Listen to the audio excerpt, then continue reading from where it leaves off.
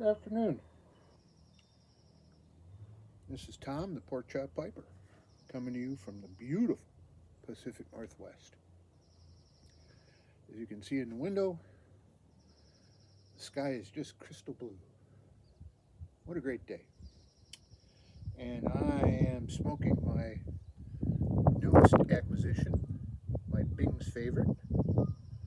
Got this down at the cargo hold from Doug Owen. So give me a second to light this up.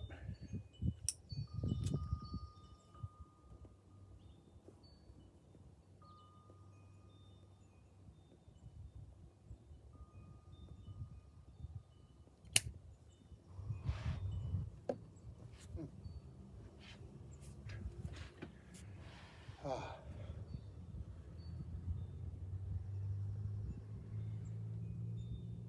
And in this, I am smoking some Northwoods.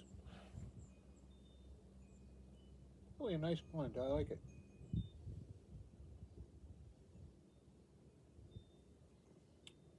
Also learning how to smoke a smaller pipe.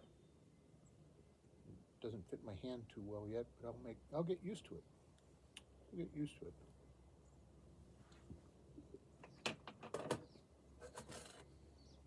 Got a cup of black and bitter with me here today.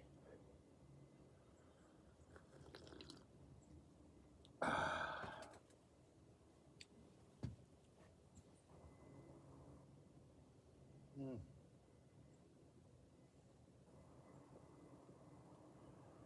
The Savinelli Bing's favorite. I like it. I like it a lot. Mm. So let's do a sea story today. This is an easy one.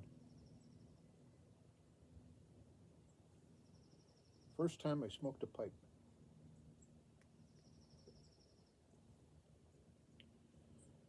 I'm not sure, but I think I still have that pipe too. This is a Medico. Bought it from the local drugstore. That's when they used to sell stuff like that in a drugstore. In Groton, Connecticut.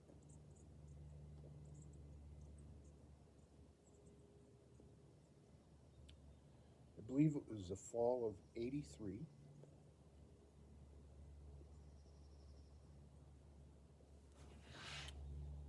Not sure what tobacco it was, but I can tell you exactly where it was. It was a cold day. I had the topside watch in the dry dock in the shipyard.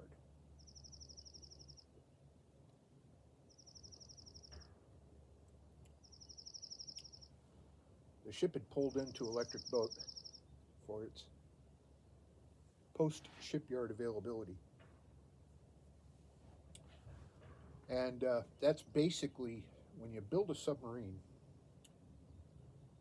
in order to control costs, they try to freeze the configuration of the ship far enough in advance so that they can procure all the stuff that they need to procure to install inside the submarine. Most of the equipment that is installed in a submarine in current construction is done prior to the ship actually being delivered. But in this case, what happened was there was a number of upgrades that needed to be done to the ship, such that it required dry docking. I think they gave us a new propulsor too.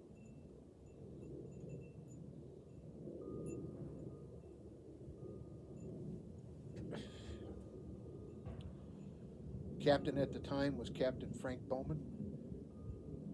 Some of you may know of him as Skip Bowman.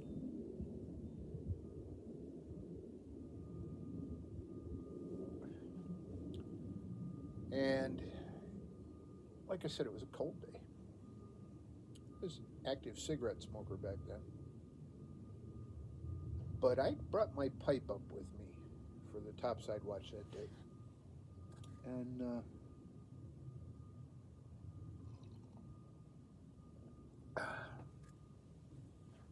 I was standing on the brow.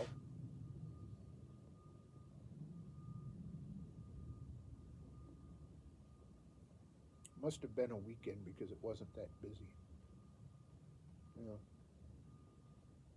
Anyways, I was standing on the brow, looking before me, or looking down into the dry dock,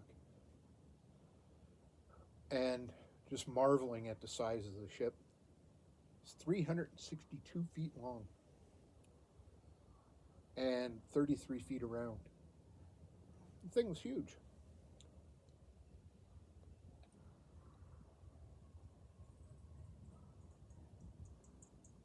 That's when I took out that pipe, packed it full,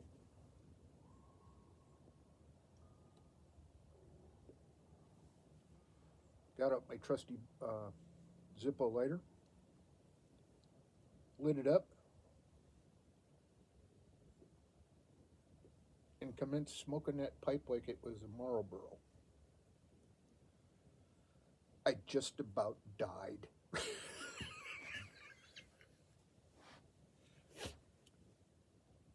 Having no experience with illicit drugs growing up, didn't need to. Legal drinking age in Wisconsin was 18.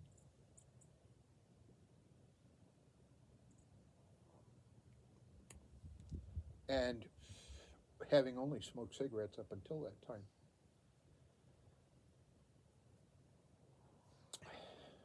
I had just done one of the first mistakes a rookie pipe smoker makes.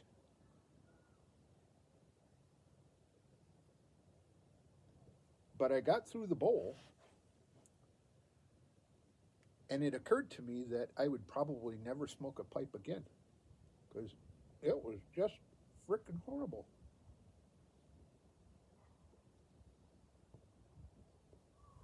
Stuffed the thing in my jacket pocket and drank a little more coffee, finished up the watch.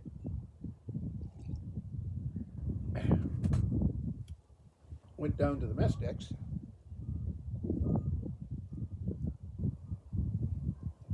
grabbed another cup of coffee,